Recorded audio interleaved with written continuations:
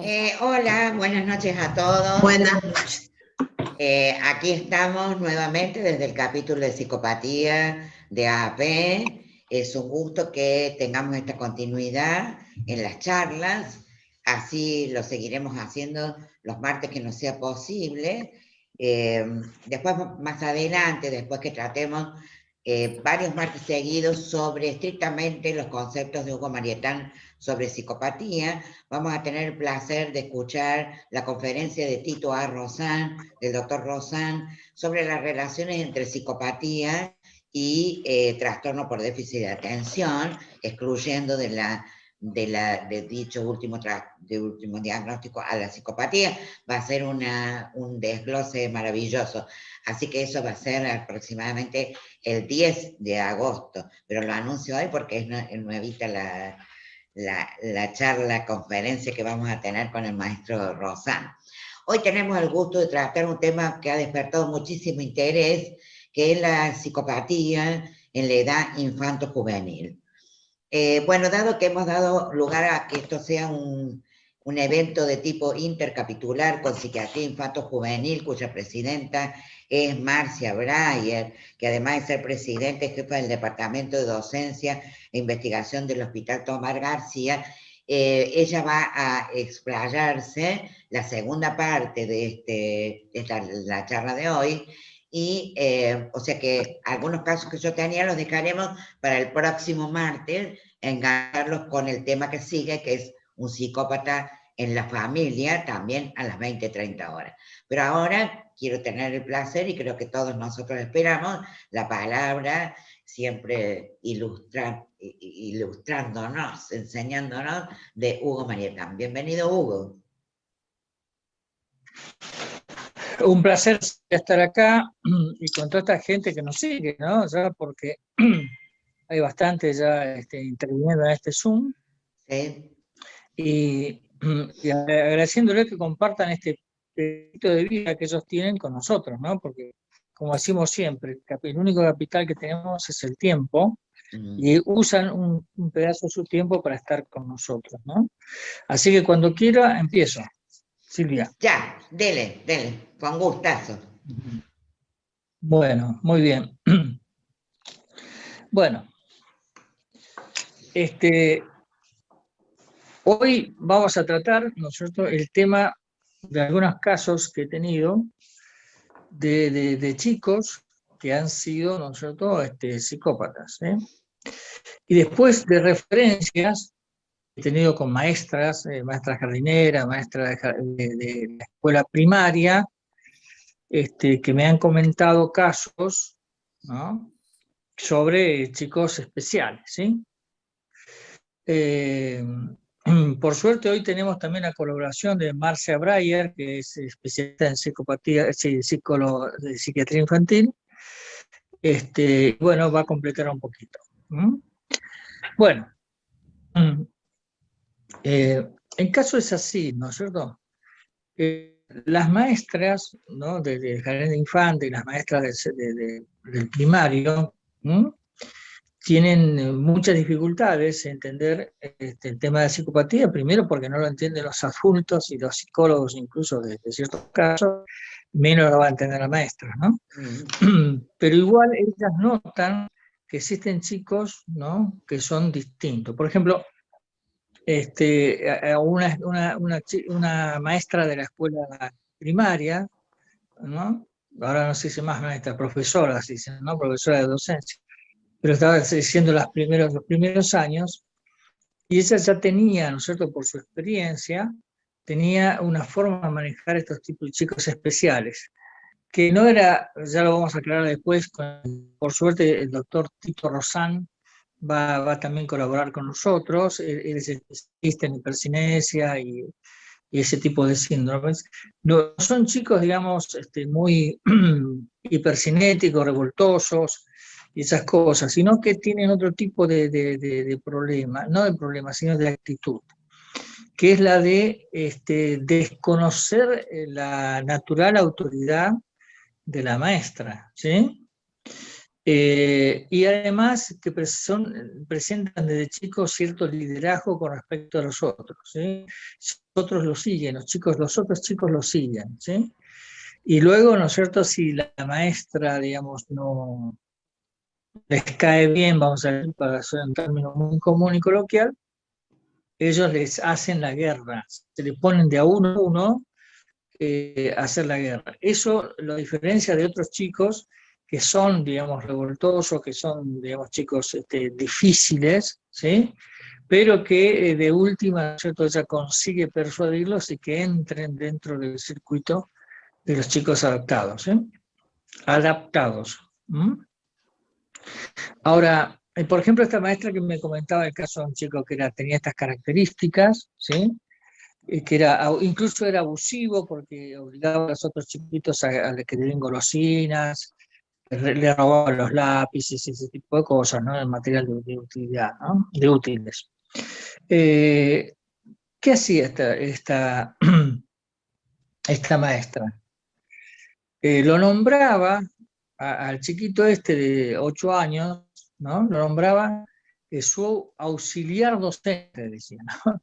Decía, usando ya una muy buena técnica que es trabajar con el egocentrismo, ¿sí?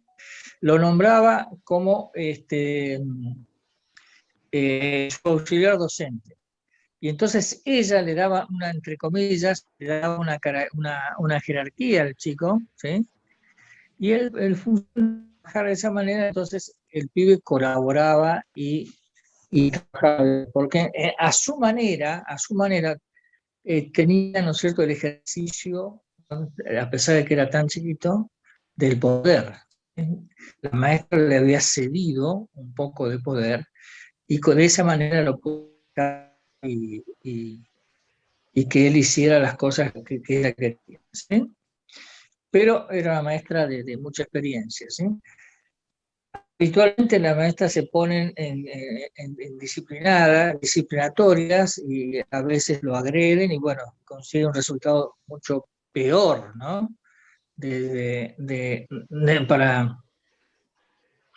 Con estos chicos, ¿sí? Y entonces, bueno, ese era un caso muy interesante y lo supo manejar muy bien, ¿sí? Cosa que con un hipercinético, por ejemplo, no hubiera podido lograr nada, ¿no? Ni a ajustarlo a lo que ella quería hacer. Después, otros casos que me contaron ya mujeres del jardín de infantes, eran chiquititos, 5 años, una cosa así, ¿no?, que decían que este tipo de pibitos, ¿no?, de niños, ¿no?, eran de interactuar con nosotros y hacer que los otros los sigan, ¿no? Y dice que había notado como que naturalmente, ¿no?, los otros chiquitos se le arrimaban, ¿no?, y hacían lo que el otro decía. Cosa rara, que a esa edad, ¿no es cierto?, cada uno trata de ejercer su propia libertad. Sin embargo, ¿no es cierto?, a él le otorgaban un pedacito de estas libertades de ellos y lo seguían. Desde luego tenía conductas abusivas de las golosinas, de los útiles, de todas esas cosas, y le gustaba hacerse ver que estaba mandándolos. Pero tampoco era una cosa así demasiado estrondosa. Ahora, esta maestra jardinera, por ejemplo, no tenía idea de que se trataba de un psicópata, obviamente, ¿sí? Existe en toda la formación de docentes, del jardín de infantes y del primario, por supuesto, predomina ampliamente la teoría psicoanalítica. Entonces ven a los chicos que tienen problemas o dificultades de relacionarse, no solamente con la maestra, que es la persona, digamos, que ejerce el liderazgo natural, sino también con los otros chicos, los vínculos con los otros chicos lo ven como emergente de conflictos familiares, ¿sí?, siguiendo la tesis psicoanalítica. Y entonces no lo pueden diferenciar.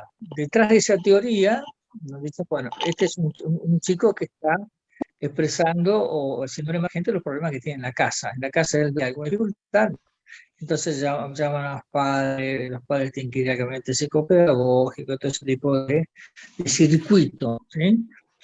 Pero escuchándolas con mucha atención a la maestra, a la maestra jardinera, entonces uno va sacando conclusiones porque lo presenta, a veces viene acá a presentarlo como un tema que no puede resolver, porque no le da resultado lo que hace con los otros chicos que habitualmente son problemáticos, ¿sí? Y entonces ahí uno va buscando y encuentra las características, algunos rasgos, ¿no?, incipientes, lo que después va a ser los rasgos propios de la psicopatía, ¿sí? Incipiente porque también es incipiente la mostración de la personalidad de los chicos, ¿sí? Ya estos rasgos de liderazgos, ¿no?, de liderazgo que favorecen a la propia persona, a los propios chicos, el liderazgo, digamos, con bastante egoísmo y aparte abuso de los otros chicos, ¿no? Eso sí se nota con claridad, ¿no? Pero no es visto en absoluto por la docente, ¿sí? Entonces, ahí estamos viendo, ¿no es cierto?, que estos rasgos así, que después lo vamos a ver en el descriptor con claridad, ¿no es cierto?, ya se muestran incipientes y van evolucionando los rasgos, siendo cada vez nítidos a medida que el chico va creciendo y empieza a ser adolescente. Esa es una forma, ¿no es cierto?, de estudiar que después Marcia Breyer nos va a ilustrar bastante. Y después, el otro elemento de información es cuando vienen acá padres de hijos psicópatas, ¿no?, que no lo pueden gobernar en su casa. Así que es la otra diferencia. Están con los chicos problemáticos, que pueden ser problemáticos en la escuela y a veces en la casa no. Y al revés, que es muy frecuente esto, que los problemas en la casa, cuando van a la escuela, son chicos adaptados a la escuela, ¿sí? Eso lo van a ver muchas veces. Eso. Pero en estos casos, los padres, cuando vienen a hablar de un chico, de un muchacho, un adolescente de 18 años, y vienes a comentarnos que tienen problemas serios con él, ¿no?, y que para nosotros rápidamente nos damos cuenta, siguiendo el descriptor, ¿no es cierto?, que fuertes tendencia a ser catalogado como psicópata. Bueno, esos padres recuerdan que ya cuando eran chicos ya tenían ciertas características, ¿no?, que ahora lo ven eso con más dureza, digamos así, con más crudeza, pero ya de chiquito, ¿no es cierto?, ya eran distintos, ¿sí?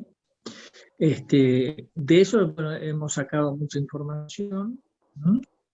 Y ellos también recuerdan, ¿no es cierto?, todas estas cosas que decimos del liderazgo, del abuso, y sobre todo, ellos me comentaban esto. Cuando yo le preguntaba, ¿tienen amigos? ¿Tenían amigos cuando eran chicos? Y entonces muchos padres con mucha claridad me decían, en realidad, no sé si había un chico que venía frecuentemente a casa, pero no sé si era un amigo, ¿sí? Porque a su vez el psicópata a veces tiene hermanos, ellos comparan, ¿no?, la evolución de los hermanos con respecto a este chico en especial, ¿no?, psicopatita, que decimos. Dice, lo que sí tenía un chico que venía siempre a casa, ¿no es cierto?, y nosotros lo catalogamos como el psicópata, era un esclavo que tenía, no era un amigo, era un esclavo que tenía, ¿no? O sea que el psicópata lo usaba como un esclavo, ¿sí?, ¿no? Y el otro, digamos, se adhería a esa condición de esclavo, ¿sí? Eso se comentan, no pocas veces comentan que tenían amigos que eran muy sumisos, ellos dicen muy sumisos, o uno que dijo, el pibito ese era un esclavo, y los dos tenían la misma edad, 7, 6, 7, 8 años, ¿no? Y también se daba con las nenitas psicópatas, ¿sí?, que de pronto tienen una amiguita y esa amiguita, ¿no es cierto?, las tiene directamente, muy ostensiblemente de esclavas, ¿no? Es que decir que las obligan a hacer cosas, las obligan a traer cosas de la casa, ¿no? Y en el juego, ¿no es cierto?, tiranizan demasiado el protagonismo, ¿no es cierto?, del juego, ¿no? se juega lo que ella quiere y la manera que ella quiere y la forma que ella quiere. Las otras tienen que adaptarse. Y sí tenían, digamos, pocas amigas. Solamente una o dos. ¿No? Y como amigas, ¿no? Amigas entre comillas, en realidad no eran amigas, sino eran gente sumisa, ¿no? Bueno, y la madre observaba con cierta preocupación el desarrollo de su hija, ¿no?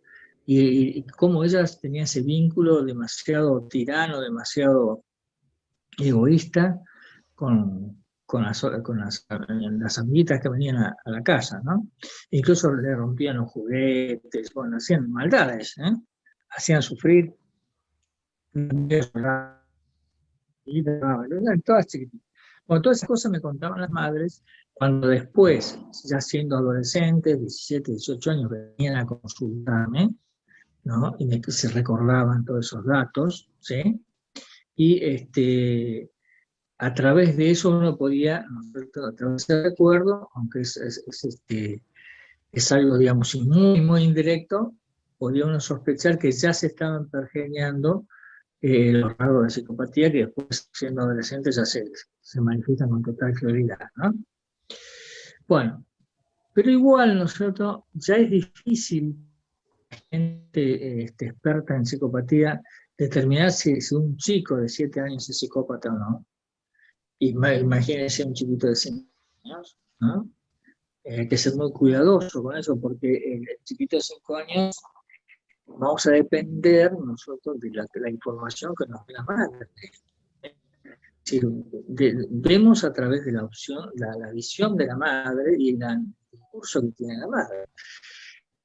Y a veces ser en ese sentido bastante prudentes, ¿sí? Antes de poner una etiqueta y ese tipo de cosas, ¿sí? Uno para uno como profesional, este va a ser un psicópata, ¿no? Pero hay que ser muy prudente, a menos que los rasgos sean demasiado específicos, ¿no? Entonces ahí podemos arriesgar. Si no, porque hay muchos fenómenos afectivos que ocurren entre los padres y los hijos. Hay un fenómeno estándar, ¿no? Bueno, una madre quiere a su hijo, ¿no? Entonces, es lo estándar, lo común, ¿no? Pero yo he conocido madres que no querían a sus hijos, que no querían en serio, ¿no? No querían en serio. Yo recuerdo un caso muy, muy nítido que he tratado durante bastante tiempo, la madre, y ella tenía una hijita de 7 años, 8, ¿no? Y siempre la traía al consultorio, ¿no? Y mientras ella se atendía conmigo, ¿no?, la nenita estaba en la sala de espera jugando, ¿no? Y a veces se daba el hecho de que tenía otro paciente que estaba esperando en la sala de espera para ingresar en otro turno, ¿no?, porque a veces se acumulan un poco.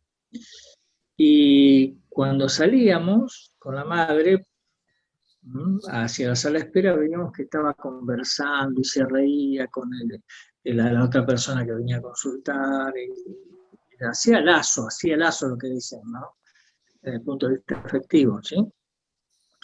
Bueno, pero ¿qué ocurría con esa nenita y esa madre, ¿no? Esa madre me confesó abiertamente que no quería para nada a su hija. Además, la odio, dice. Me decía a mí, obviamente, no delante de la nenita, ¿no? Y digo, ¿pero cómo? ¿Por qué la odias? Y dice, la verdad que no sé por qué la odia, pero sí sospecho que porque hay algo que usted no sé si usted notó cuando vino el padre a verlo, ¿eh?, a usted, dice, tiene la misma cara del padre. Y ella odiaba al padre, ¿no? El ojo también está ese elemento. ¿No será que estas mujeres están hablando así de su hijo porque no lo quieren? ¿Sí? Qué extraño, ¿no? Pero a veces se suele dar. Y hace poco, hace una semana atrás, yo recibo una comunicación, ¿no? Fíjense esto, ¿no? La niña en cuestión, ella me manda un mail, la madre me manda un mail y habla de su hijita de 2 años y medio, ¿no? Producto de una relación, acá lo dice con toda claridad, una relación muy corta con un hombre, ¿sí? Que ella misma dice que es un psicópata, ¿sí? Y bueno, entonces dice si la guerra fue una guerra, todo es una guerra con ella, y yo estoy frustradísima, he llegado a darle unos sopapos, y entonces me saca de las casillas al punto que me arrepiento de haberla tenido. Llego a sentir tal grado de enojo y frustración como el que me provoca su padre cuando estábamos juntos. Yo soy una persona con extrema paciencia. Bueno, acá esto, bueno, narra todas las cositas que hace la nena, que es agresiva, que es rebelde, todo ese tipo de cosas. Y ella, la madre, lo presenta como una psicópata, es igual que el padre, ¿no? Pero acá rápidamente nos damos cuenta, cualquiera que es que lo que pasa en realidad, esta madre no quiere estar allá, no la quiere, ¿sí? Es más, sopo, ¿no? Lo marca así como diciendo, bueno, no me queda otra que darle un sopapo, ¿sí?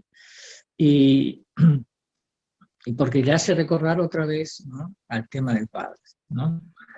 Acá solemos decir, ¿no?, insistentemente, que la psicopatía no es hereditaria, ¿sí? Es decir, en relación de que si el padre es psicópata es muy difícil, yo por lo menos no lo he visto, no descarto porque ya en algún momento en la historia de este problema, en algún momento alguien va a sacar las ecuaciones genéticas que hay, pero no he visto yo que de un padre psicópata salga una hija psicópata. Pero para esta madre, ¿no?, califica al padre psicópata y a la nieta también de psicópata. En realidad, yo creo, sí, intuitivamente, porque tengo solamente este registro, el de un mail, creo que lo que pasa acá, lo único que pasa acá no es que la chica sea psicópata, sino lo que pasa es que no la quiere, ¿sí? No la quiere, ¿no? Y suele ocurrir que a veces ustedes, la vez pasada, que aquel que se aventura a incursionar, practicar dentro de esta especialidad de la psicopatía, que van a encontrar muchas veces el lado oscuro, el lado distinto, ¿no es cierto?, el lado crudo de ciertas realidades que no se suelen ver, ¿no es cierto?, con padres o madres comunes, ¿no? Hay, por ejemplo, madres que torturan a sus hijos. Lisa y llanamente torturan a sus hijos, ¿eh? Así que, a ver, por eso digo, bueno, está bien, el chico puede tener una conducta distinta, ¿sí? Bueno, muy bien. Esa conducta distinta puede verse a muchos factores que Marcia Breyer ahora nos va a ilustrar con toda claridad. Se le puede ver a muchos factores, ¿sí? Pero, ¿no?, la conducta del psicopatito, ¿no?, es no solamente distinta, sino que está bastante diferenciada, aunque, ¿no es cierto?, la expresión de los rasgos, de acuerdo al descriptor, no sea tan florido y tan recortado como cuando lo vamos a ver en la adolescencia, ¿sí? Pero ya hay cosas que se notan. Bueno, entonces, igual, ¿no es cierto?, insisto en esto, hay que ser muy cuidadosos y no etiquetar a nadie si no está uno muy seguro del asunto, porque si ustedes escuchan la narración de esta madre que me manda este mail, ¿no?, dice, pero esta chica, ¿no?, parece que tiene cuestiones bastante serias en cuanto a su conducta, pero, ¿no es cierto?, la visión es sesgada, es de una madre que odia al padre de la nena y también odia a la nena, ¿no? Lamentablemente esto lo vemos con mucha crudeza, el desamor, ¿no es cierto?, de ciertas madres, en los casos forenses, ¿no?, de madres que matan a sus hijos. Eso, ¿no es cierto?, es todo un capítulo, ¿no? Así que, bueno, ¿qué tenemos que hacer en el caso de nuestro trabajo como investigadores de la psicopatía? tratar de informarles a las maestras, tanto de la parte de jardín de infante como del primario y del secundario también, ¿por qué no? Informarles del tema de psicopatía y cómo diferenciar, ¿no es cierto?, un cuadro de un chico que es el emergente de un conflicto familiar y que presenta, digamos, algún tipo de agresión o de caprichos y ese tipo de cosas, y de ciertas rebeldías, de un caso, ¿no es cierto?, que se trata de, de un problema genuino del chico, que ya es distinto de por sí, que es una manera de ser distinta, ¿no?, expresa a su manera y de acuerdo a su edad, con distinción con respecto a los otros chicos conflictivos, ¿no? Y copiarlo del chico hipercinético, por ejemplo, ¿no? Que también es revoltoso, tiene conductas y todas esas cosas, pero que no es psicópata, es un chiquito que le falta un golpe de oro, como decíamos antes, para, para llegar, ¿no? Después de las otras discapacidades, que bueno, ya está más allá de nuestro tema. Eso va a ser para el doctor Tito Rosani y para la doctora que ahora inmediatamente nos va a ilustrar del tema de los chiquitos, ¿no? De psiquiatría infantil. Yo con Marcia Braille he trabajado bastante, primero porque yo no me dedico a los chicos, y entonces cuando una madre me dice tengo problemas con un chico, lo primero que hago es la derivo a Marcia Braille y ella me manda el informe, ¿no? Y bueno, tanto la madre como yo me ubico qué tipo de problema tiene. Así que hemos trabajado con Marcia hace bastantes años ya. Así que es un gusto para mí darle lugar ahora, ¿no?, para que ella nos ilustre. Marcia. Bueno, muchas gracias. Un placer realmente. Le agradezco a Silvia, te agradezco a vos la invitación para poder participar en el capítulo de ustedes. Es un honor para mí, es cierto. Para mí siempre fuiste un profesional ejemplar y tuve la suerte de que me has considerado para poder compartir tus pacientes. Bueno, vamos a continuar con esta línea de trabajo. Hoy el tema que nos convoca es la psicopatía infanto-juvenil. Vamos a hacer como en 3 partes la charla. Primero voy a situar un poco en las clasificaciones, cómo podemos considerar lo que es un psicópata, siguiendo la línea de lo que venía Hugo hablando. Luego vamos a ver un video y luego voy a comentar qué es lo que podemos hacer, cómo podemos trabajar, cuáles pueden ser las bases neurobiológicas. Vale. Bien, en función de esto vamos a comenzar. Les voy a comentar lo siguiente. Cuando nosotros hablábamos de este tipo de trastornos, partíamos de una cuestión semiológica, que era el comportamiento. Antes, dentro de los trastornos del comportamiento, teníamos los déficits de atención, que esto escuché que lo va a hablar muy bien Tito. Teníamos también un trastorno más severo que el trastorno de déficit de atención, que a veces venía acompañado de hiperactividad y de impulsividad, que era el trastorno oposicionista desafiante, que yo así mentalmente me lo ubicaba de esta manera. El que tiene trastorno de comportamiento generalmente tiene un problema él mismo, lo percibe, sufre por eso, hay una comorbilidad de un 69% con otros trastornos psiquiátricos porque se da cuenta que quiere hacer las cosas y no puede. Cuando esto avanzaba un poquito más, empezaba a ser un trastorno ya tipo oposicionista desafiante, donde la familia era la que tenía el problema.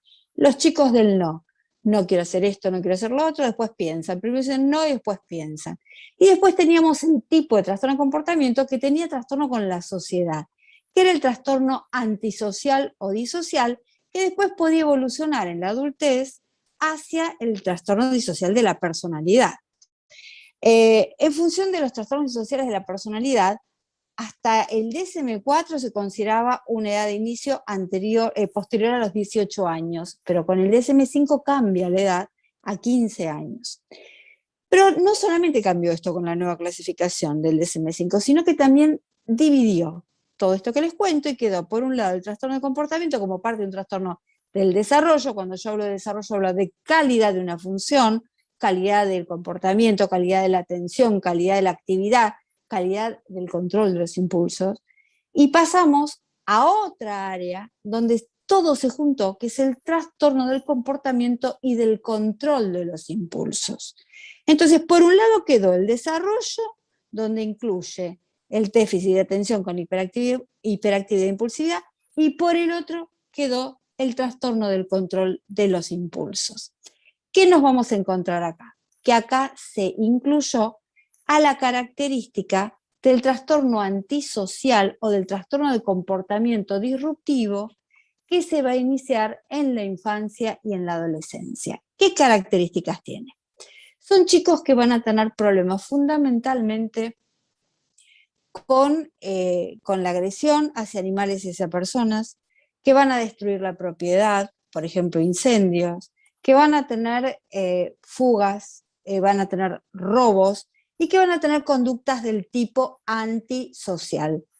Entonces, esto ya se agrava, empiezan a generar conflicto, es un trastorno que tiene que durar por lo menos 12 meses para poder hacer el diagnóstico y que se tiene que dar en muchos lados, porque van a ver que cuando hay un cuadro depresivo o un cuadro bipolar, por ahí hay síntomas de este tipo, pero generalmente se va a dar en un entorno, y esto del entorno yo le hago mucho énfasis porque realmente es así, en el entorno donde el paciente está más afectado emocionalmente. El que tiene un trastorno de comportamiento es así siempre, ¿sí? Y se inicia generalmente en dos subgrupos, que también lo incluye el DSM-5. Antes de los 10 años, que es el tipo infantil, y después de los 10 años, que es el tipo adolescente. Los chicos que van a iniciarse durante la infancia van a tener ciertas características propias. Generalmente tienen más problemas de disfunción familiar, pueden tener más trastornos neurocognitivos, más trastornos en relación a la integración social. En cambio, el adolescente va a confundir un poco con todo lo que es la crisis de la adolescencia y va a tener por ahí más problemas sociales, más características del consumo de sustancias, va a poder tener por ahí menos problemas cognitivos y menos trastornos disociales dentro de la familia. Si bien con el doctor Yunes nosotros hicimos un estudio hace unos cuantos años donde vimos que hay trastornos antisociales relacionados con toda la familia que potencian la imitación y el problema de tipo psicopático. Entonces, trastorno antisocial, 4 grandes síntomas, de los cuales se subdividen en 15 síntomas. De esos 15 síntomas tienen que aparecer por lo menos 3 en los últimos 12 meses y 1 durante los últimos 3 meses. Se da en todos lados y realmente provoca mucha característica del comportamiento. Se incluyó un trastorno también en el DSM-5, que es un tipo de trastorno donde los chicos son más apáticos, no tienen empatía, destruyen y están como anestesiados afectivamente y tienen una gran capacidad de no integrarse socialmente, que ya sería un problema mucho más severo al que yo les mencioné, sobre todo por el pronóstico. Hecha esta introducción, vamos a ver el video que les traje, que es robado, porque lo saqué de YouTube, pero me encantó, porque son los 5 criminales más graves de la historia infanto-juvenil. Lo vemos, si puede ser. Es de Yulai Tops. A mí me dijeron en médicos municipales que si yo digo de quién es, a mí no me arman problema. No se escucha. No hay audio, ¿eh?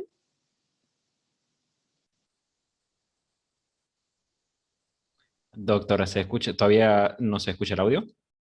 No. Bien, hago una configuración y lo volvemos a compartir. Dale.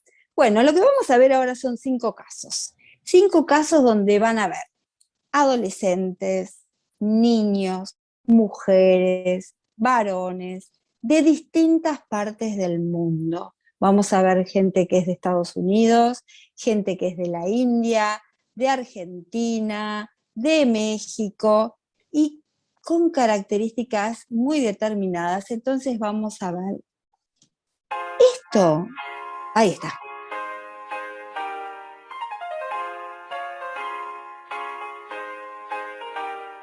Top 5. Los niños más psicópatas del mundo.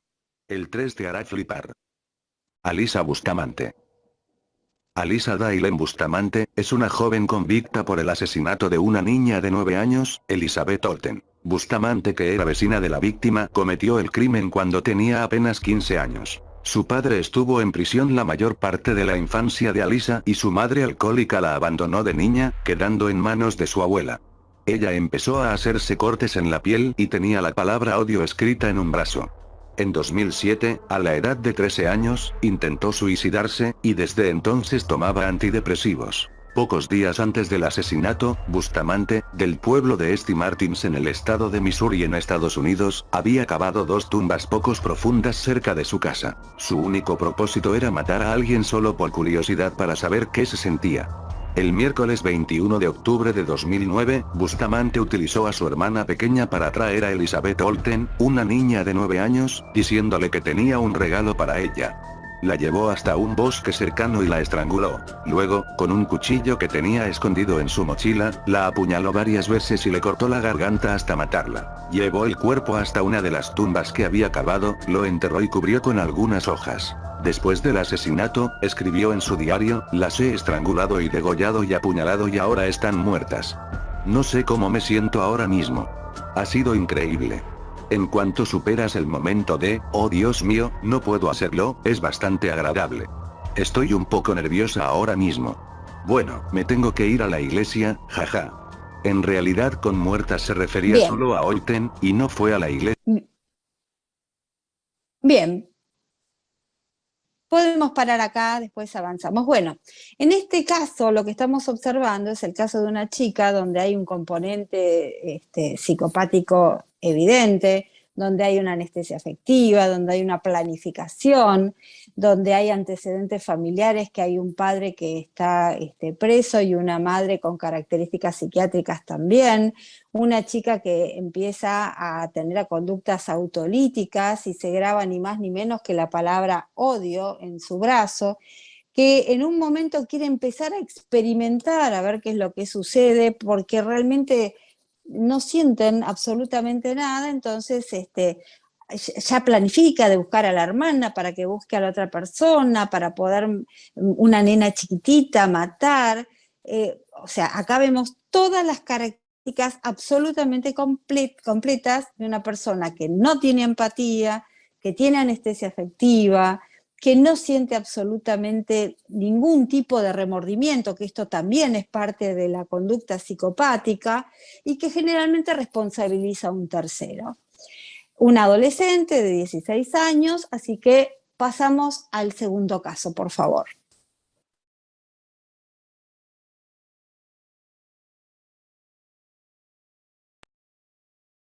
Sino a una fiesta de su iglesia mormona. La familia de la niña informó de su desaparición pocas horas después.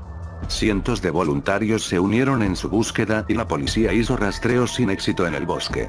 Alisa empezó mintiendo sobre el paradero de su víctima. Mientras la policía investigaba, la consideraban sospechosa. La policía halló su diario e información sobre Elizabeth. Después de ser descubierta, 45 horas después del asesinato, el 23 de octubre de 2009, condujo a la policía hacia el lugar donde la había enterrado. La policía ya había hecho rastreos en la misma zona y no habían encontrado nada. Un policía declaró que el cuerpo estaba muy bien escondido. Bustamante fue detenida y acusada de asesinato. Amarjit Sadah. Amarjit Sadah ha sido acusado de asesinar a 3 niños, incluyendo a su hermana pequeña y a su primo. Sadah fue capturado cuando intentaba cometer otro asesinato. La policía de Bihar, India, ha asegurado que el niño llevaba a sus víctimas a un claro y las golpeaba con una piedra. El niño intentó ocultar los cadáveres pero no tuvo éxito. Las fuerzas de seguridad están intentando averiguar qué llevó a este niño a cometer tal matanza. Morgan Heiser. Sí, paramos acá. Bueno, en este segundo caso lo que vemos es la repetición exacta de un tipo de crimen, como una compulsión a la repetición en un chiquito que inclusive ustedes podían ver que había una fase particular, una mirada particular. No sé si le han estudiado el cerebro a este chico, pero evidentemente había alguna cuestión neurológica que lo llevaba a actuar de esa manera y a cometer determinados crímenes con la crueldad típica de alguien que tiene algún déficit, sobre todo en el área cortical. Con lo cual, un interrogante, ¿habría acá alguna cuestión desinhibitoria, alguna cuestión relacionada con un retraso mental? Tercer caso.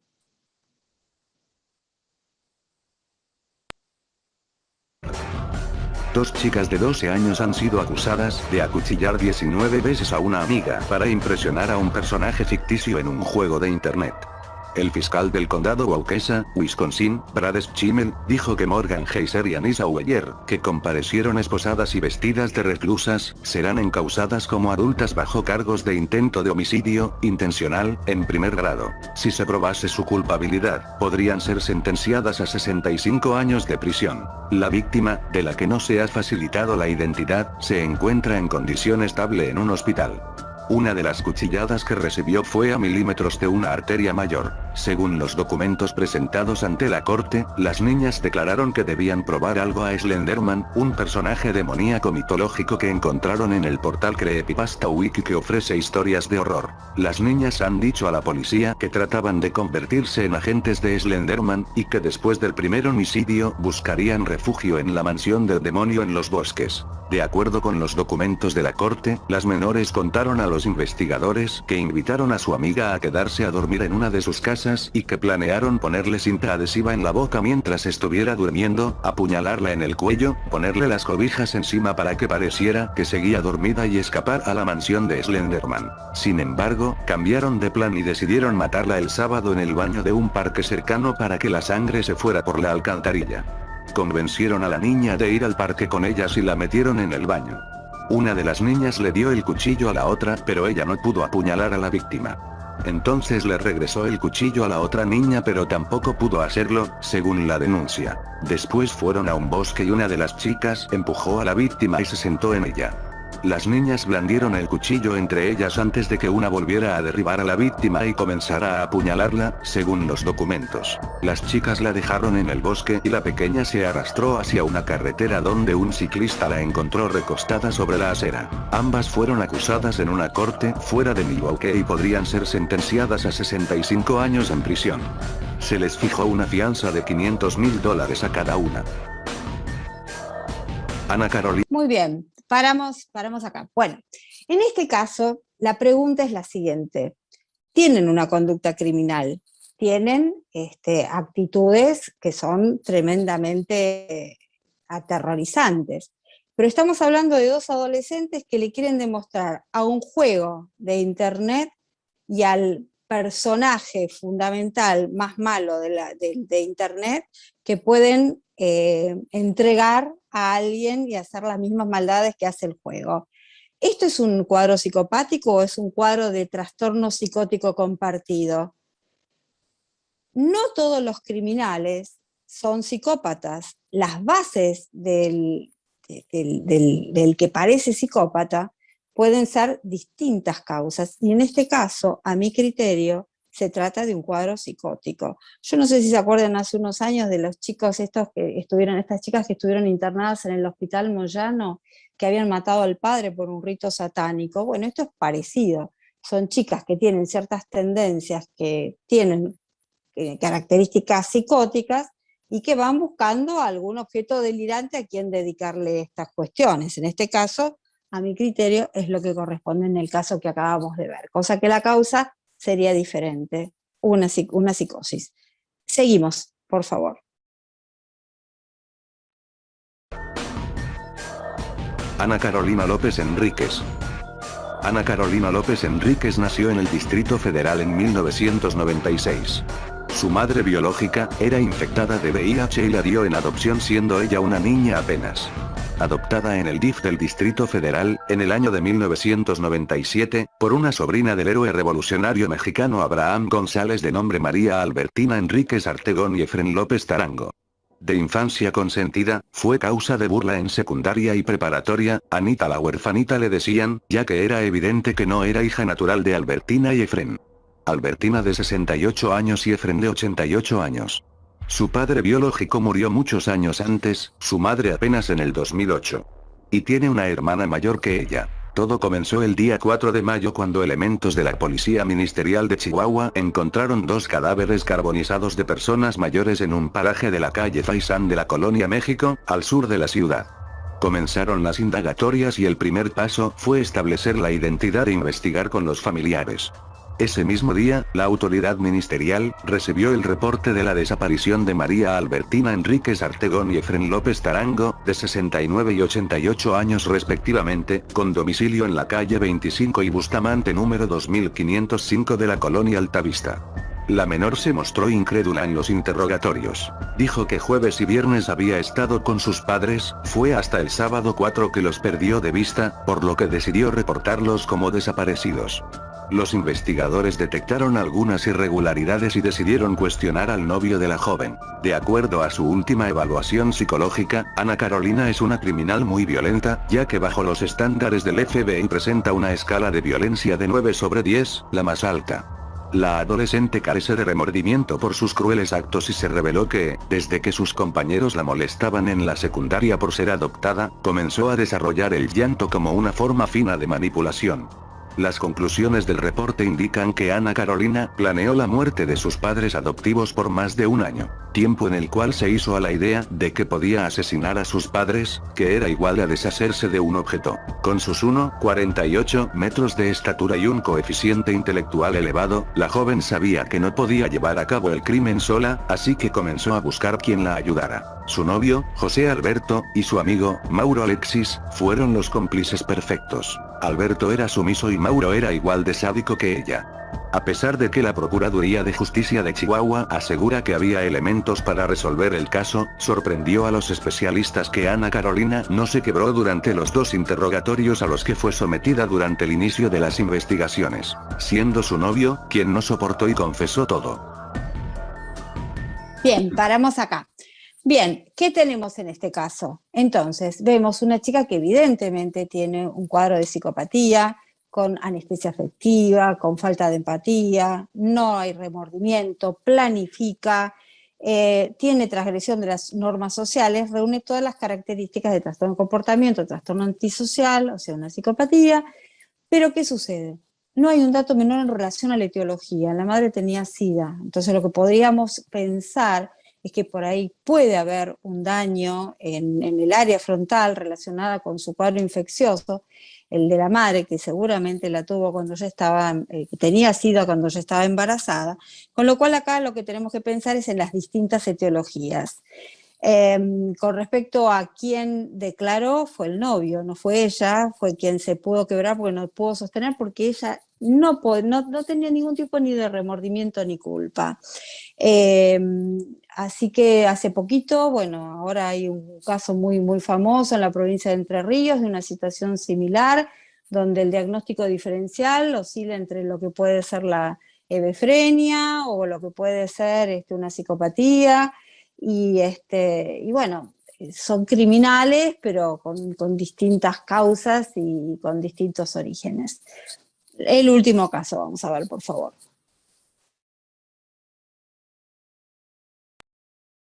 Tiso Orejudo. Fue el primer criminal serial de la historia policial argentina. Disfrutaba quitándole la vida a niños que consideraba tontos.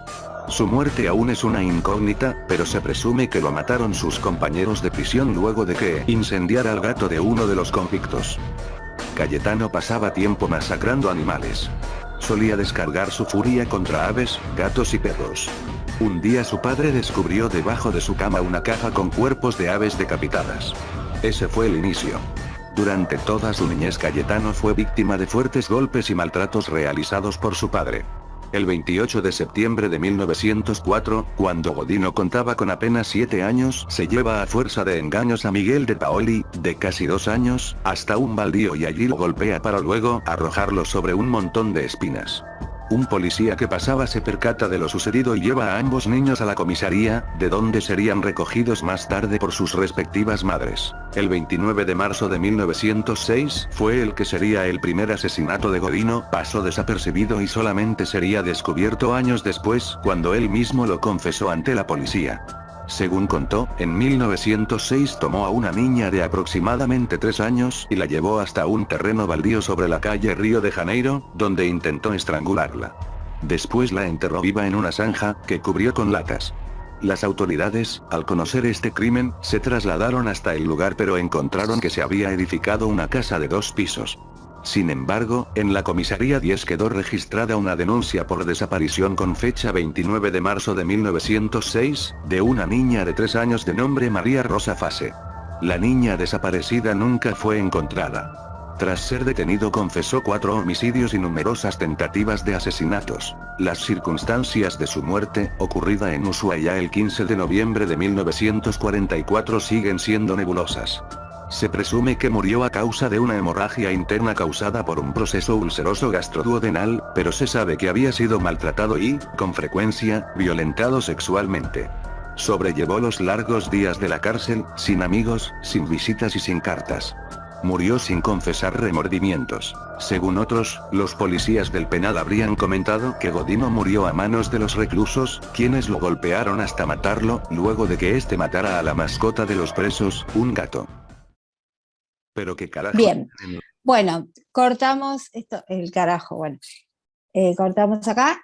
Bueno, entonces, el último caso es un caso de un muy emblemático argentino, que creo el doctor Cacuri, que está en el grupo nuestro, me estaba contando que justamente estaban estudiando algo relacionado con esto, pero si nosotros vemos las fases de este sujeto cuando era niño, vamos a ver la baja implantación de las orejas, o sea, síntomas blandos, una fase muy particular, un inicio muy, muy precoz de conductas desinhibitorias con cierta crueldad, sería un retrasado mental, no, tenía todas las características de un psicópata, pero fíjense, como en todos los casos que fuimos viendo, había causas donde se podía presumir que había algo infeccioso, algo relacionado con algún retraso mental, alguna experiencia disocial aparte de los padres, pero todos terminaban en lo mismo, en conducta de tipo psicopática y con asesinatos. Bien, voy a seguir hablando un poquito, no creo que muestre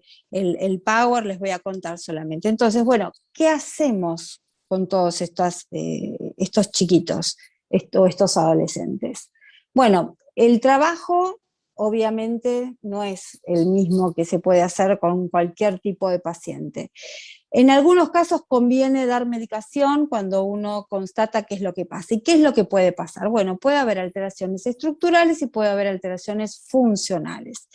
¿Qué es lo que se detectó? Que puede haber alteraciones en la zona preorbitaria frontal, en la zona del cíngulo, en el creo que es el fascículo uncinado, si no me equivoco, que me dijo el doctor Cacuri, que es el que va desde la amígdala hasta el área preorbitaria frontal, que es diferente si es del hemisferio derecho o del hemisferio izquierdo, como si hubiera una desinhibición subcortical y no hubiera freno ni en el cíngulo ni en el área preorbitaria frontal.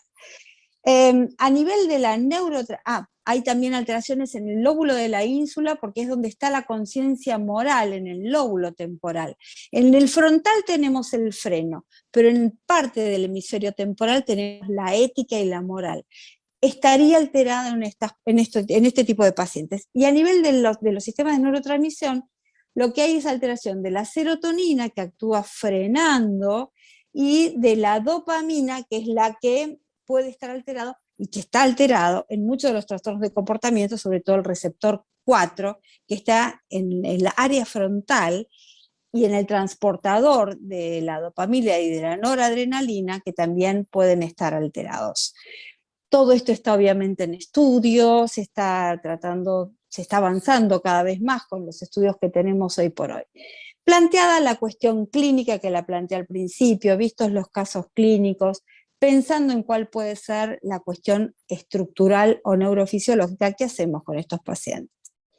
Bien, el doctor Maritán decía algo muy útil en las charlas anteriores: hablar, psicoeducar, bueno, hay que ver quién es el que se puede hacer cargo de este paciente, tratar de psicoeducar por un lado, tratar de sacarlos del entorno. Ustedes se acuerdan el caso de Pantriste acá en Carmen de Patagones, el caso de de los chicos de Inglaterra que llevaron también como el petiso orejudo al chiquito afuera y los asesinaron cruelmente.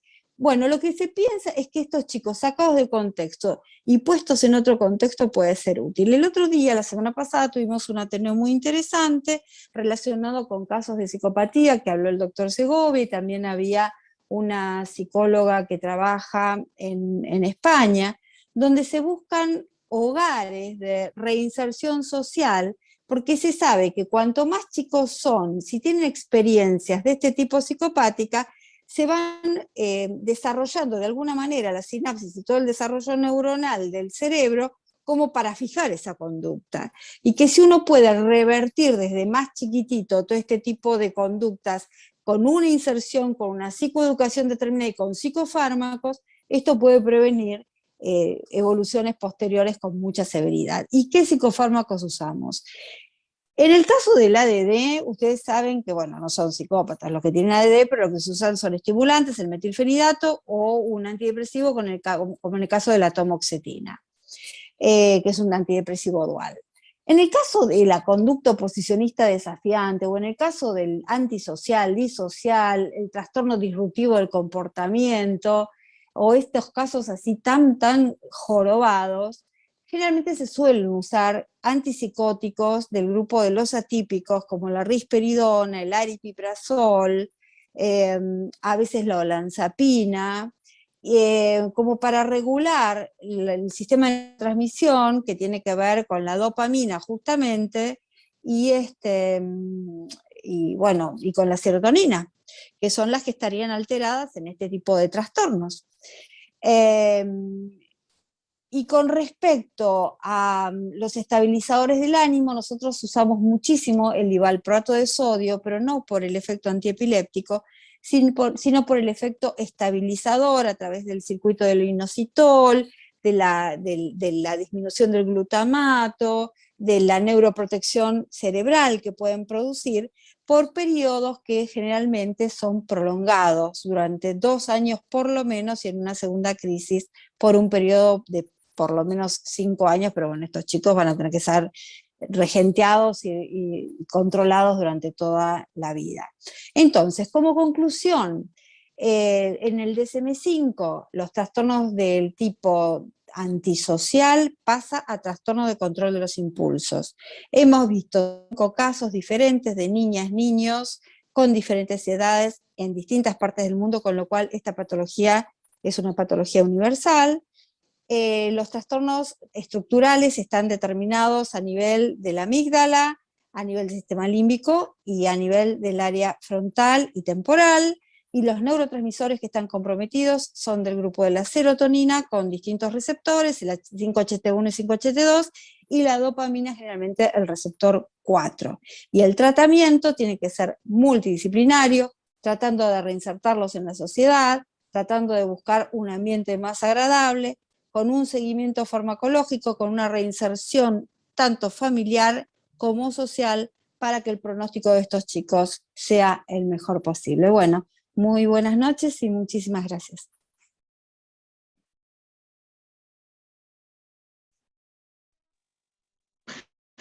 Muchas gracias, Marcia.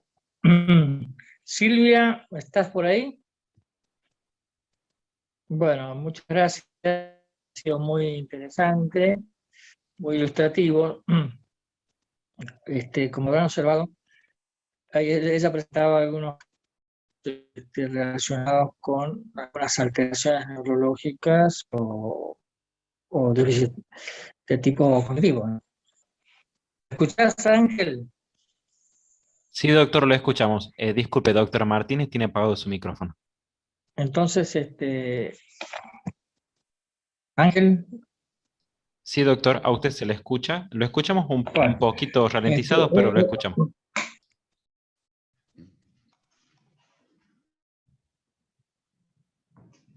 Hola.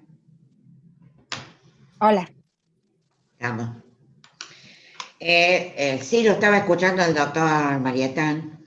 Sí, sin duda todo lo que has dicho, muy ilustrativo, fácilmente dicho, absolutamente comprensible. Yo quisiera preguntar algunas cosas. cuando vos nos pasas un esquema psicofarmacológico clásico, claro, ¿a qué apuntas? ¿A qué aspecto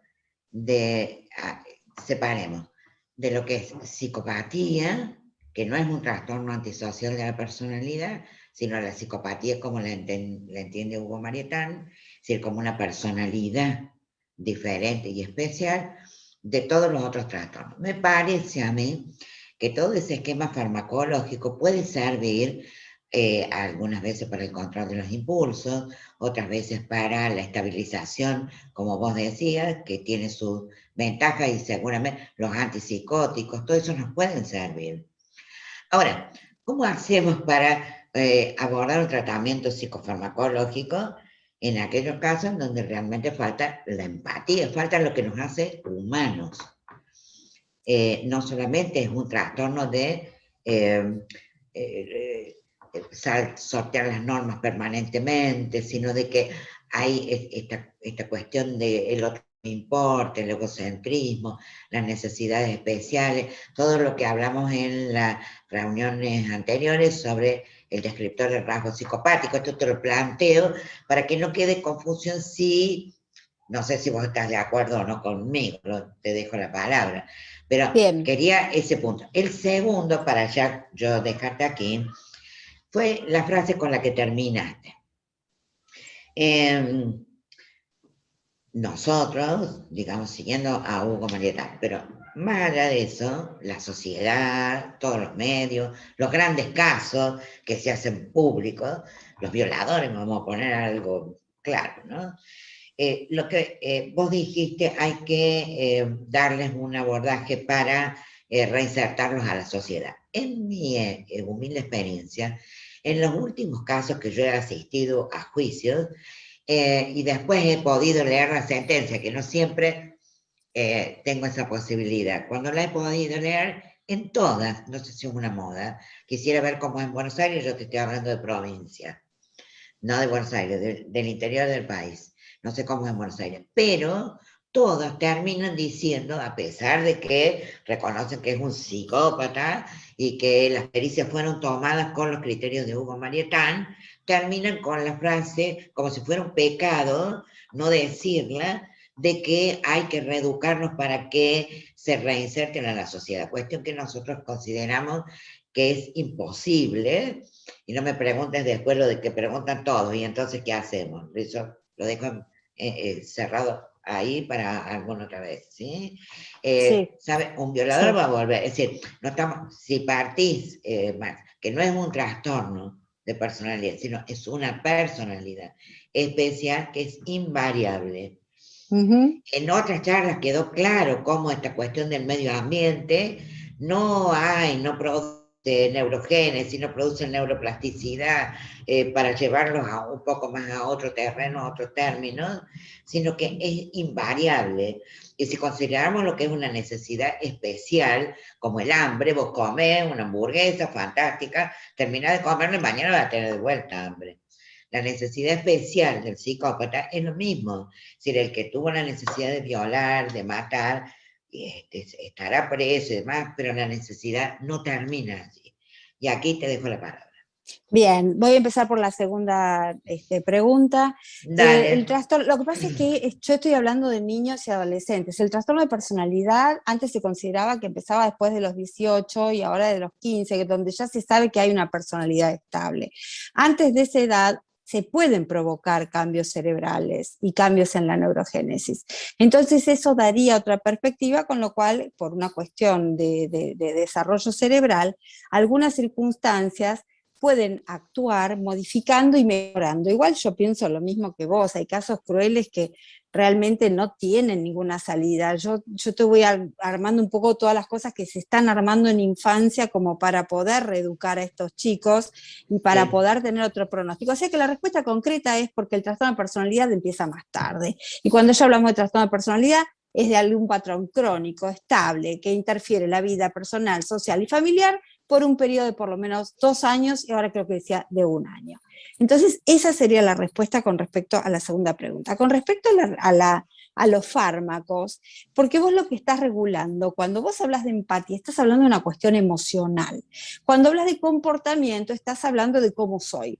Cuando vos Sí. estás dando un fármaco, vos lo que estás regulando es cómo va a ser y cómo de alguna manera se va a poder reinsertar sin joder al otro, sin pegar, sin matar, sin tratar de violar, porque le regulás el comportamiento. Y de alguna manera, regulando la serotonina, aumentando en la Sí, sinapsis sí. el nivel de serotonina, alguna cuestión emocional podría llegar a generarse. Obviamente para eso necesito un sustrato cerebral. Si yo tengo la corteza frontal hecha pelota, el cíngulo hecha pelota, el área prioritaria frontal hecha pelota, químicamente es más difícil, pero por ahí puede suceder. Entonces, la idea de la medicación es que con lo que tengo pueda químicamente y en forma externa suplantar cosas que orgánicamente no tiene y que puedan manejarse lo mejor posible. Estamos totalmente de acuerdo y yo lo leería como una gran ilusión, como una esperanza, no por eso, te digo, hay que cerrar las puertas, no, No, lógico, toda esperanza es válida, pero insisto que, como vos es dices, así. es una regulación de la conducta. Que eso se trasunta o se trasunte en un cambio emocional que lleve a estas personas especiales a interesarse por el otro, a ponerse en el lugar del otro, es una cuestión que creo que nos faltan unos cuantos años para Sí, terminar terrible. investigando. Nosotros estamos, Es como lo ha dicho imposible. Hugo 1.000.000 de veces, estamos en el plano descriptivo, pero hay un montón de investigadores que nos están aportando cosas y que, bueno, de acá a un tiempo, tal vez algo de allí surja, ¿no? Sí, sí, sí. No te olvides que también, por ejemplo, en los chicos que tienen TEA, que falla tanto la empatía, que tienen solamente esa necesidad de hacer lo que ellos quieren, se hacen entrenamientos como para por lo menos que puedan mirar una cara, detectar cuál es el gesto, qué es lo que pasa. Con el psicópata es más difícil porque el psicópata es malo, ¿viste? ¿Qué haces con una persona mala si quiere jorobar al otro? No podés hacer mucho, pero bueno, como es chiquitito y todavía hay ciertas opciones, uno tiene ciertas esperanzas. No tengo estadísticas de pronóstico, la verdad es que no las tengo como lo tengo, por ejemplo, en el TEA, con el lenguaje o capacidad intelectual. Es bajo. Lo que decía, sí, perdón, tengo, porque dice que 2/3, o sea, 1/3 evoluciona, los 2/3 evolucionan mal. Ese es lo que dice en el DSM-5. ¿Mm? Sí, claro, lo que pasa, el problema es que en el DSM-5 no está la psicopatía, sino que están los trastornos No, sociales, antisociales, claro, pero no la claro, psicopatía en sentido no, estricto. no figura la psicopatía en sentido estricto, pero hay cuestiones que sí tienen mucha similitud con la psicopatía Y y hay que que uno, tomarlo. claro. No me niego para nada, quiero marcar distinciones para no generar confusión en las personas que recién están incorporándose a estas temáticas, ¿no? Respecto a lo que Perfecto. decías, respecto al autismo, respecto al trastorno por déficit de atención, bueno, he aquí una persona que en sus comienzos ha trabajado años con estos dos temas. Y toda la cuestión de bueno, yo creé el primer posgrado de psiquiatría infanto-juvenil de Córdoba, saludo a los colegas que por allí andan y que por ahí recuerdan algo. Estaba en el hospital neuropsiquiátrico, ¿no? No donde se está actualmente. Bien, pero más allá de eso, todo lo que estás diciendo, la estimulación multimodal, todo lo gestual, lo corporal, las sensaciones, un montón de programas son súper útiles. Lo No que me ha pasa es pasado que, así perdón, con la psicopatía, cuyo primer caso yo creo que lo remito al año 80 y pico, de un niño que mata en Córdoba a otro en el Foro de la Democracia, en el Parque Sarmiento de Córdoba, que en su momento, mira de cuándo te estoy hablando, fue muy renombrado y que, bueno, fue creo yo el primer psicópata adolescente que vi con todas las letras. ¿Sí? a Que mí, aún claro, entonces, debo reconocer, no conocía a los descriptores. claro. Ahora, yo pensaba, ¿no? Mientras vos contabas esto, hablábamos de TEA, de trastorno por ADD, hablamos de Sí, psicopatía. Las áreas que están alteradas son las mismas en tres casos, porque vos estás hablando frontal, mesencéfalo, núcleos de la base, sistema límbico, con variables que hacen sí, que se vire la sintomatología hacia distintos órganos. Pero como lo que nos ocupa a nosotros los psiquiatras es cerebro anterior, eso está imbrincado en las distintas patologías. Lo que sí. sucede es que, claro, depende del sistema de neurotransmisión y composición cerebral, pero fíjate qué detalle, ¿no? Sí, bueno, de todo eso, todos los esfuerzos de tantos investigadores, obviamente que no va a ser en vano, y algo irán a aclarar de esto, que es bueno por un lado, que todos estén participando, los mismos factores o conexiones dentro de diversas patologías, pero que por otro lado, ninguna nos diga patognomónicamente qué es. Bueno, eso es una cuestión de casi todos los Claro, problemas de psiquiatría, bueno, pero confío plenamente en todas las investigaciones. claro, no te escuché la última parte, pero yo en realidad coincido con lo que vos decís. Yo creo que el pronóstico es siniestro y que hay gente, yo me acuerdo, una vez vino una persona a dar una clase al hospital y me quedé porque decía, esto se va a tomar entre pinzas, ¿no? El neurótico psicólogo, el psicótico al psiquiatra, el psicópata a la cárcel, Y sí. ¿o no? Sí, nos queda la tremenda pregunta de después, ¿qué hacemos, no? No hay una ley aún que pueda distinguir la psicopatía del resto de los delincuentes y por tanto los jueces de ejecución penal tomen esta diferenciación para dar permisos, para dar un montón de cosas y así cometen errores que todos conocemos de las reincidencias, ¿no? Y claro, porque acá lo que influye mucho es la diferencia entre lo que es la psicopatía y la sociopatía. Sí, Entonces, el pronóstico y más lo que yo estaba diciendo de la reinserción social va a ser mejor cuando hay además un componente sociopático, sin duda. porque en el que tiene una psicopatía estructural, realmente el pronóstico va a ser mucho más siniestro, ¿no? Bien, en alguna otra oportunidad yo tenía dos casos, por si cualquier cosa, preparados, digamos, de esta distinción entre un adolescente psicópata, claramente psicópata, y otro que tenía fuertes factores de su historia personal y demás. Para abrir un debate allí, no es, se hace, nace, retomarlo desde la casuística, ¿no?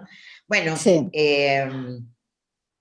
yo hasta aquí, mis compañeros seguro deben tener otras preguntas para hacerle, sea al doctor Marietán como a nuestra querida Marcia, que está acá, dando una clase espectacular. Si por ahí está Majo, que tiene además una linda voz, tiene el micrófono apagado, ¿me escuchará? No. Bueno, dice una pregunta, si en tanto me alcance la vista. Tuvimos un caso de un niño que mató a otro de 12 años con signos de psicopatía. Supuestamente no volvió a cometer otro asesinato, pero tampoco se sabe a dónde está hoy. Cuando puse que el tratamiento es difícil, sobre todo esperar un cambio, me dijeron que le quitaba derechos a ese niño, igual sugerí tratamiento. Esto lo manda Rosana. Ok. Bueno, es Sí, más un está bien. comentario, ¿sí? Sí, no tengo mucho para contestar. Claro, Sí. es más Es un como un comentario. comentario. Sí, sí, sí. Natalia dice, en el psicópata hay una necesidad constante de obtener adrenalina, además de la necesidad de poder y control. Me parece que el psicópata no funciona, la medicación, porque es una forma de ser. Y esto, bueno, no se entiende bien lo que escribió, tiene características que no se modifican y en otros trastornos y patologías sí funciona la modificación. Bueno, gente Sí, que no es está de posible, pero acuerdo, vos sí, fuiste no, relativa. Es relativo y esto hay que verlo realmente con cada sujeto, porque yo te podría decir que vos estás introduciendo una sustancia química y que la sustancia química provoca cambios. Entonces ahí está ver cómo podés tratar de por lo menos frenar la conducta impulsiva, aumentar los opiáceos, por ejemplo, porque son gente que por ahí tienen conductas autolíticas y que tiene una gran necesidad de agredir, entonces ahí se puede también usar otras medicaciones como la naltrexona, por ejemplo, que les disminuye el umbral, no, perdón, naltrexona es para, no, perdón, risperidona para subir el umbral del dolor y para bajar el umbral del dolor, sí, bajar el umbral del dolor, regular comportamiento y por lo menos que puedan mínimamente trabajar. Y otra cosa que me olvidé de hablar de la clozapina. La clozapina no se usa solamente con las esquizofrenias. En estos pacientes también se ha dado el caso de que al regular la conducta impulsiva puede mejorar también el comportamiento y ser menos agresivos. O sea que yo no te voy a prometer curar con la medicación, voy a tratar de reinsertarlo socialmente con una medicación, o mínimamente si están en algún lugar para que puedan vivir sin joder al otro y siendo un poco más felices, si es que pueden ser felices, porque ni lo registran, pero para que convivan mejor, ¿sí? O sea, como una cuestión sintomática, ¿ok? Bueno, en eso hemos dejado claras las posiciones y lo relativo de todo lo que vos has explicado con suma claridad. Otra pregunta dice, ¿puede que el niño no sea psicópata, pero copie actitudes del progenitor psicópata? Por No sé si supuesto, está ese es el Hugo por ahí también que puede ayudarte en la respuesta. Sí, ese es el sociópata, justamente. Aparte, cuando vos Bien, tenés un chico, claro, el chico, sí. por la Bueno, educación, tenemos la cuestión del aprendizaje y la psicoeducación y la educación. Entonces, obviamente, imitan. Vos tenés familias sí, de ladrones y vos sacás a ese chico de contexto y el otro día había una chiquita que había tenido una señora ya joven que había tenido un problema de tipo social y con una resiliencia increíble y formó una vida hermosa y venía de un hogar exacto, tremendo. Entonces exacto. esa es la diferencia. El próximo martes, que se va a tratar del sol negro, el psicópata en la familia, tal vez tengamos oportunidad, seguramente, de ver cuáles son las alternativas que tienen los hijos dentro de lo que es ese contexto de sol negro, de un psicópata que está dominando dentro de la familia, ¿no? Y una de ellas puede ser también las conductas imitatorias, que no quiere decir, Claro. y esto ténganlo en claro, no es un psicópata, son conductas imitatorias, como lo has dicho, ¿no? Sí, sí, Bueno, sí. otra pregunta, Marcia, ¿cómo se trabaja con una madre que consulta porque no quiere a su hija? Bueno, no está claro en qué Eso. contexto lo dice. Bueno, Bueno, acá en el caso que presentó Hugo, que eso, la verdad que sí, si quiere Hugo contestarlo, pero en realidad lo que hay que ahí trabajar es todo el tema de poder situar, en el caso que presentó Hugo era tal cual, yo tuve varios sí, pacientes así, que se tal separaban cual. del padre porque era un agresivo y la piba era igual que el padre o el pibe era igual Sí, que el padre al que odiaba. Entonces lo que tenés sí, que hacer es tomar conciencia con la madre de que en realidad está desplazando en el hijo lo que el padre y laburar eso. sí, eso es tal cual. Bueno, vuelven a preguntar la cuestión de si sigue un hijo puede seguir, o un chico, una chica, el modelo del padre, creo que eso está contestado. Bueno, a ver si... Epa, ¿qué pasó acá? La psicopatía sería una estructural y la sociopatía sería la copia hacia el padre, la copia de lo que es el padre o la madre, ¿no? Sí, si lo tomás desde el aspecto dinámico, es una estructura. Si lo tomás desde el aspecto psiquiátrico, es una condición. Vos me lo estás hablando desde una teoría diferente y entonces, claro, vos tenés la estructura neurótica, psicótica y psicopática y después estamos hablando de las cuestiones de aprendizaje, con las técnicas de aprendizaje. En psiquiatría vos lo que tenés son signos y síntomas, esos signos y síntomas van a determinar un síndrome psiquiátrico y para tener un síndrome psiquiátrico que requiera conducta antisocial, tenés que tener trastornos del control de los impulsos, trastornos del comportamiento, trastornos de las emociones, y eso va a determinar la característica del psicópata. No sé si respondí a la pregunta, pero es como que hablemos de dos lecturas diferentes, desde la dinámica y desde la psiquiátrica. Entonces, las respuestas se pueden malinterpretar o cruzar, ¿sí? Yo creo, Marcia, que este tipo de temas da para muchísimas charlas, se pueden ir tomando puntos específicos y seguirlos desarrollando, por supuesto, ¿no? Bueno, además de muchísimas felicitaciones para el doctor Marietán, como ya es costumbre, miles de felicitaciones para vos, Marcia, o sea que va nuestro agradecimiento. La última pregunta, pero bueno, no tiene que ver con psicopatía, dice una persona psicótica e inimputable, ya lo sabemos todo que sí, repasen el artículo 34. Lo que pasa es que hasta cierto punto, porque si mata y demás, es imputable. Yo me acuerdo cuando se hablaba del caso del pibe que apuñaló, que era un epiléptico. No podés. Cuando Goldar nos daba la clase, nos contaba, y yo qué le iba a decir al juez, decía, que este pibe es inimputable porque tiene una alteración cerebral que hace que tenga compulsión, no sé si no era una epilepsia, qué sé yo, no me acuerdo. Pero no hay gente que por más que tenga psicosis, que tenga epilepsia, que sea retrasado mental, tiene que estar en cana porque repite permanentemente un acto que es absolutamente antisocial y no tiene cura. Y después tiene que estar aislado. Está la discusión si en ese periodo de que cursa la enfermedad, pero pasa un tiempo en el que está absolutamente compensado y puede comprender y dirigir las acciones. Ese es otro capítulo, ¿no? Exactamente. Que eso para la ley penal es absolutamente crucial. Sí.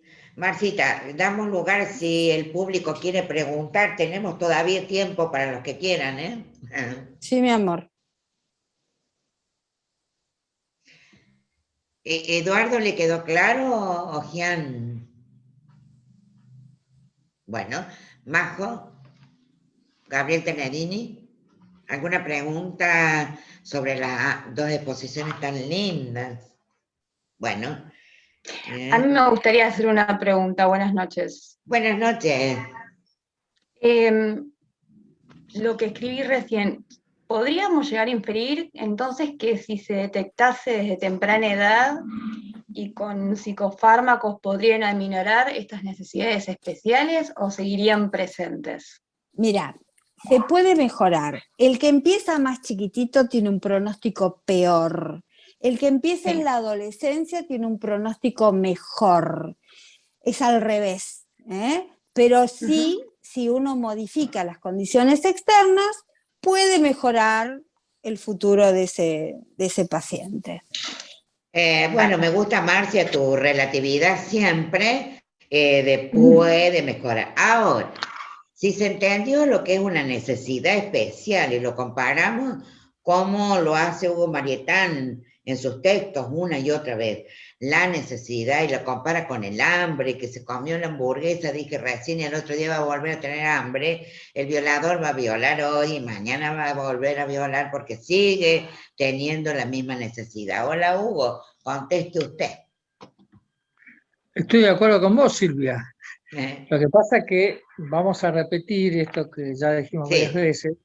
Nosotros estamos trabajando en el plano clínico, y en el plano clínico estamos en el paradigma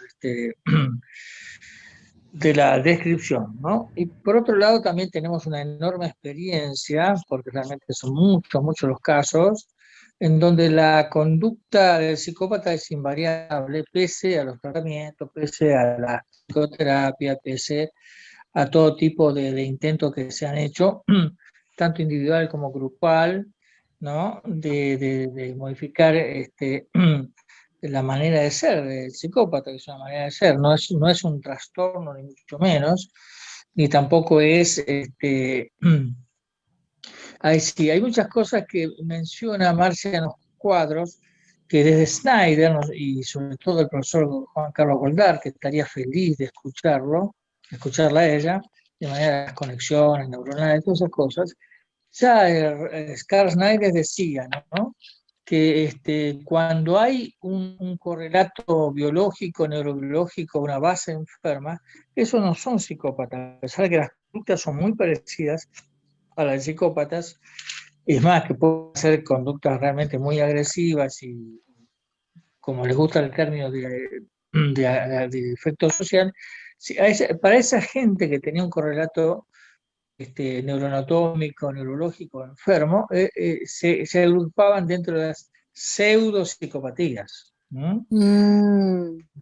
Para separarlo justamente de este trabajo que nosotros estamos haciendo de las psicopatías puras. Marcia, ha sido un gusto, un placer tenerte, y si la doctora Silvia no está en desacuerdo, demos por terminado, porque son las 10:06:07. Bien, y con enorme placer para ambos, muchísimas gracias. Bueno, gracias a todos, me encantó Silvia que me invites a estar con Hugo y con esta audiencia tan grande realmente que convocan ustedes. Gracias, chicos, un placer inmenso. Bueno, a esta oportunidad nos volveremos a ver y tal vez porque ya no van a personalmente. Ay, ojalá, bueno, pero ya los voy a invitar para el capítulo nuestro, así que vamos a compartir. Meta, con todo gusto, un besazo. A vos, a Hugo, a todos los del capítulo y a cada uno de los presentes. Muchas gracias por estar. Muchas gracias a vos. Damos Chao. terminado por hoy. Chao. Gracias.